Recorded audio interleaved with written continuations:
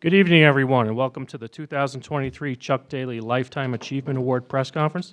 I'd first like to introduce David Fogel, National Basketball Coaches Association Executive Director and General Counsel.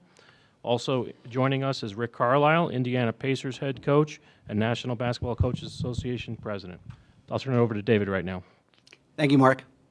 Good evening, ladies and gentlemen. We are excited to be in Denver for Game 2 of the NBA Finals and to present the 2023 Chuck Daly Lifetime Achievement Award.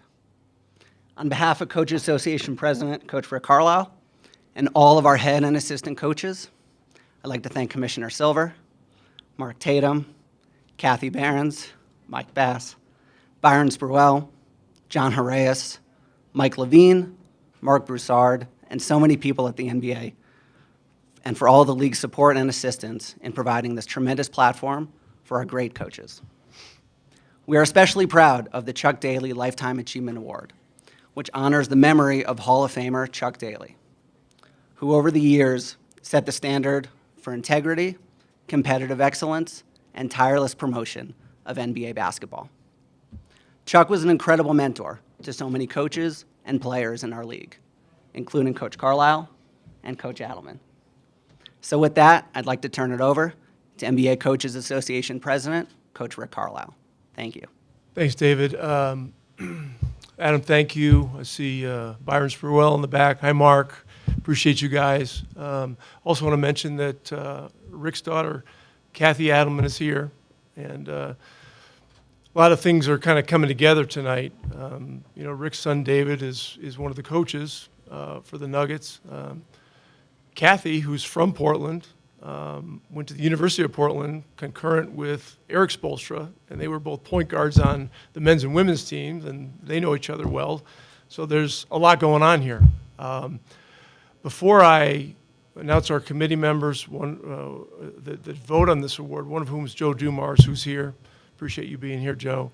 I want to also announce another award that we normally wait until Summer League, but felt it was appropriate tonight given the fact that his son is also coaching. So the Tex Winter Lifetime Impact Award for assistant coaches was voted on about 10 days ago and was awarded to Brendan Malone. And so, let's give him a hand. So this is a night that's a very special night. We're going to announce 2 awards, which we rarely do. Our committee, I mentioned that Joe Dumars is on it, Greg Popovich, Pat Riley, who's in the building, Bernie Biggerstaff, Billy Cunningham, Donnie Walsh, Phil Jackson, and Letty Wilkins. Our past winners, Tom Heinsohn, Jack Ramsey, Tex Winter, Lenny Wilkins, Pat Riley, Bill Fitch, Bernie Bickerstaff, Dick Motta, Casey Jones, Jerry Sloan, Al Adels, Hubie Brown, Doug Moe, Frank Layden, Del Harris, Larry Brown. Last year, of course, was Mike Fratello. Rick Adelman is a guy that, guys in my generation watch very closely. When I became a first-time assistant coach in this league, I was out scouting a lot. And back in that era, there was a lot of play calling. You were constantly getting calls and writing things down and drawing diagrams. When I watched Rick Adelman's teams play, there wasn't a lot of slowing down and stopping. There were a few calls here and there, but his teams played with amazing pace and amazing flow, and he empowered his players to just play the game and just do what they do. Consequently, he had amazing success. 23 years, 1,042 wins, 3-time All-Star coach, 2-time Western Conference champions. His years in Portland were amazing. They were right at the brink, and they ran into a hot Detroit team one year, and they ran into Michael Jordan another year. Otherwise, they could well have been champions. In Sacramento, to give you an idea that great coaching does make a difference, that franchise has been there 38 years, and they've made the playoffs 9 times. 8 times with Rick Adelman as coach, 1 time with Mike Brown as coach. It's pretty amazing if you think about it. And then in Houston, he had an amazing run of, it must have been about 2 months, They won 22 games in a row, which is the third longest all-time winning streak. So Rick did accomplish some amazing things, and his low-key, understated personality belies the fact that he was a guy that was a great innovator of this game, in many ways shaped the way the game is played today.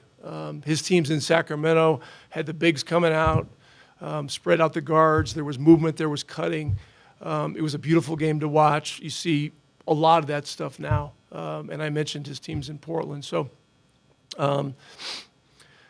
consequently, last year in 2022, he was enshrined in the Naismith Memorial Basketball Hall of Fame, very deservingly so. And so I'm going to turn it over to Rick for some comments, and then we'll do some questions, and then we'll do a photo op. Thank you. I learned this from Joe Biden. He talked the cards out here, so I brought mine. You know, I was listening to Rick talk about the teams I had, and I have this speech here, but I'm not going to really do it. It was amazing groups that I had. And anybody who coaches the NBA knows that you have a great chance of success when you have really good players. I mean, it's a players' league.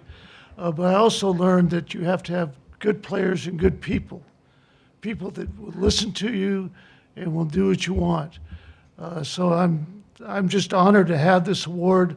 I think back to a good friend of mine who's not here, Michael Goldberg, who was a very good friend of mine, and really miss him.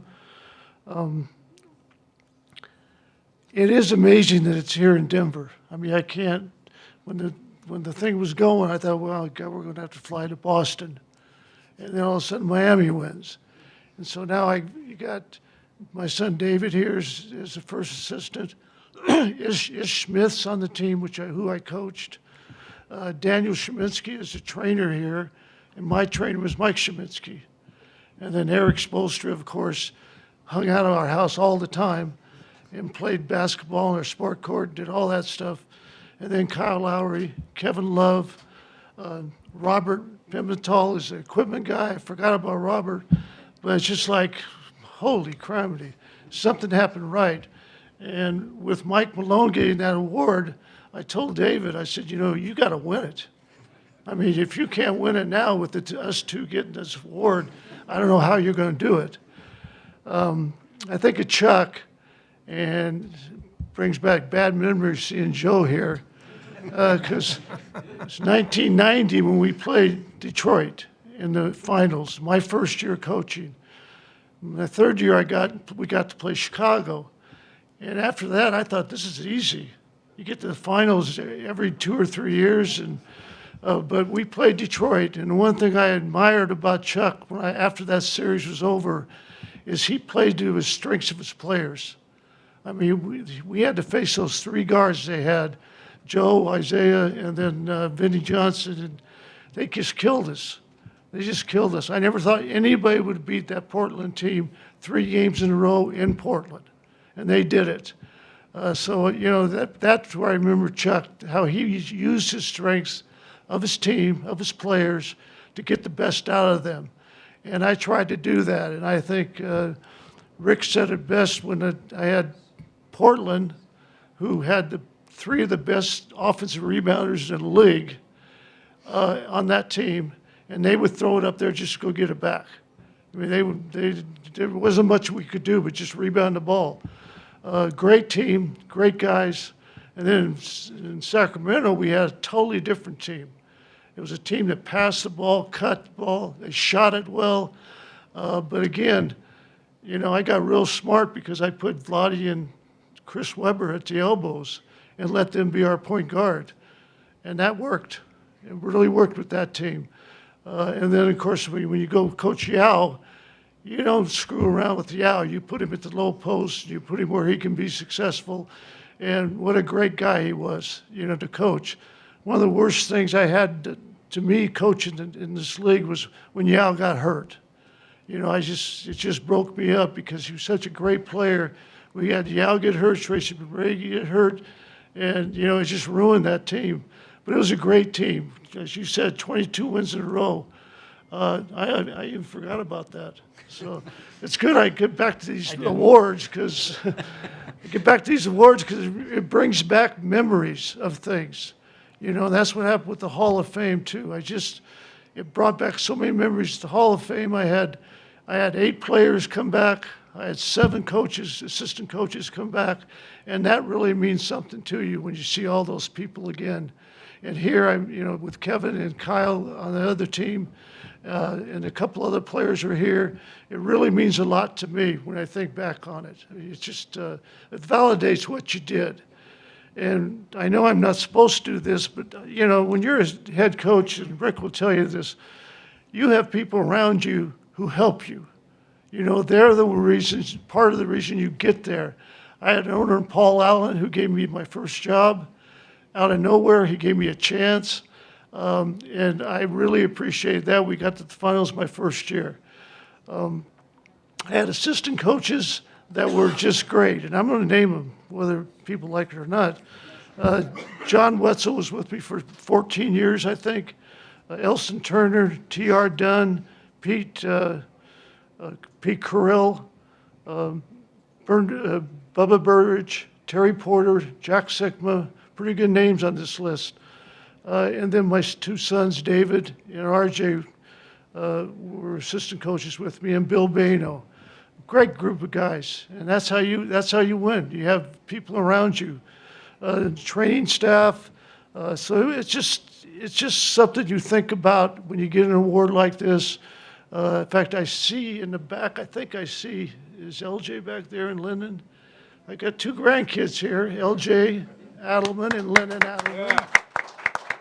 And their mother, Jenny, David's wife, Jenny. So it's good to see them here, you know. Anyway, I also think the thing you have to do when you're in this league, and anybody who coaches this league and has been married, you know that your family is so important. Your family is everything to you. They're the ones who stand by you. They're there when you get home. It's long seasons, and I had a great family. I have 12 grandkids now, and the good thing about them is you can spoil them and send them back home. But the thing I had too is I had a rock in our family. My wife, Mary Kay, who couldn't be here today, but she was a big reason why you get an award like this. You know, it's lifetime achievement means you have someone special with you. So that's about all I have to say. I'll throw away these cards, and we'll go from there. Any questions? We'll take questions around the room. We have a boom mic. Please state your name and affiliation. Sam, first one. Sam Amick, The Athletic. Hey, Coach, Sam. great seeing you. Thank you for Thank putting you. up with me back in the day. And congratulations. Thank you. So these awards, the neat thing to me is they inspire reflection from other people. And Coach Spolstra was just up here talking about the idea that he may not have coached if not for some of your inspiration. As time marches on, whether it's Spo or your son and Kevin, Kyle, just what does it mean to you to have the long-term impact on all these different journeys? Well, you know, it means a lot. Seeing people that you really care about succeed. I mean, I brought my son David in as a developmental coach, and I wasn't sure that was a really smart thing for me to do, to get him involved. But he's worked his way all the way up to a first assistant, and he's done it on his own. So it's really a pleasure to see that for me. For a father and a coach, it means a lot. And Eric, watching Eric, the way he's grown, Pat took a great chance to give him the job, and he's proven himself too. So, and you see the ex-players that you've had, that means a lot. When you see guys like Kyle and Kevin, you know, you just think back to all the good times you had. And I think that's probably the biggest part that these awards do, is they give you a chance to see everything. Hall of Fame, my whole family got to go there. And I had all those people, so that's special. Steve, next row on the right. Steve Ashburner, NBA.com. Maybe everybody here doesn't recall that you were a player in this league as well, and I'm curious. That's a very loose statement. Well, what sort of lessons did you learn as a player about this game and about coaching that you maybe took with you into the coaching career? I learned a lot because I was fortunate. I had my first coach was Jack McMahon, who's no longer with us. He gave me a chance. Pat says I made the team in Portland when he was there because they liked me better. And I said, well, that's probably true, you know. But I think you learn from, I had Jack McMahon, I had Dick Mata, Phil Johnson was one of my coaches. I had a lot of coaches who were, Butch Frank-Vedikoff was one of my coaches. I was around a lot, and I learned from them. I learned what to do. I started the first couple of years. I came off the bench after that, and I just learned what you had to do to be an important part of the team, whether you played or whether you didn't. And I learned that. And then I had 6 years at junior college at Chemeketa Community College in Salem. That's a hard word to pronounce. It took me a while. But we had great success there. And little did I know that Jack Ramsey was actually following my team at Chemeketa. And when Jimmy Lynham left, he called me and asked me if I wanted to interview. I did, and he gave me my first break as assistant coach. And I always, Jack was a unique individual and a great coach. Jeff, third row towards the center. Jeff Zilgett, USA Today. You mentioned you were reluctant to bring David with you to Minnesota. Why were you reluctant? And then what did you see in him that let you know that he could do it at this level? Well, I watched him coach in high school. He had great success in high school. And his teams were fun to watch play. He had a really good feel at how to coach guys. I watched him work guys out in high school. And the reason I said hesitated because I didn't know how long I was going to be in Minnesota. I really didn't know. And I didn't want to pull him all the way from Portland to Minnesota and not have a chance to stay there. But to his credit, after I left, he stayed with Flip Saunders, and he stayed with Sam Mitchell, and he worked his way into it and worked his way up. But you never know. And this, I mean, it's not like the coaching ranks are really solid right now. A few guys have gotten fired who've been pretty good. You just never know. You know, you got to get lucky. I was very lucky. I was 13 years in Portland as assistant and head coach, and I was 8 years in Sacramento, 4 years in Houston. So it doesn't happen very often that you get to stay in one place. And so that's why I was hesitant. But I just thought he had all the knack and the wherewithal to do the job. Ramona, second row. Hi, Ramona Shelburne, ESPN. Hi. Hi. Eric Spoelstra was just in here talking about how you gave Kyle Lowry the confidence to kind of take the next jump in his career, Kevin Love the next jump in his career. You know, sometimes people would regard you as a player's coach. With those two guys, what do you think you did for them and helping them become who they are now? Well, I think what you have to do is when you're a coach, you have to probably put guys in position where they succeed. And I tried to do that with both of those guys. Kyle, he was a tough little sucker. I'll tell you what, we got him. I had Aaron Brooks at the time, too. But Kyle just kept growing and growing. One thing I remember about Kyle, we played them an exhibition when he wasn't with, I forget who he was even with.